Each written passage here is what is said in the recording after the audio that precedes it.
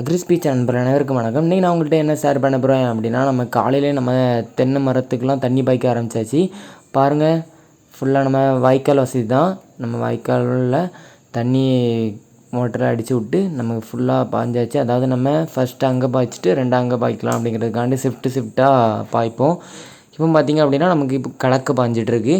பாருங்கள், அந்த வெயில் சூரிய வெளிச்சு தண்ணி ஓடிட்டுருக்கிறதெல்லாம் பார்க்கும்போது நமக்கு உண்மையிலே ரொம்ப அழகாக இருக்குது. பாருங்கள், நமக்கு தென்னை மரங்கள் கூட நல்லா தண்ணி விடணும். வெயில் அதிகமாக இருந்ததுன்னா அதுக்காண்டி நம்ம இப்போ வெயில் கொஞ்சம் அதிகம், அதனால் நம்ம தண்ணி விட்டாச்சு.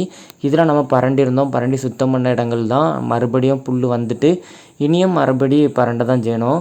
தொடர்ந்து நம்ம முயற்சி செஞ்சுட்டு இருந்தால் தான் நமக்கு ஒரு காரியம் சிறப்பாக வரும். இப்போ பாருங்கள், தென்னை மரங்கள் நல்லா பச்சை பசேல்னு இருக்கும். தென்னை மரங்கள் நீங்கள் எப்போதுமே நல்ல முறையில் கவனிக்கணும். ஓகே, நான் என்னுடைய அனுபவத்தை ஷேர் பண்ணேன். தேங்க்யூ.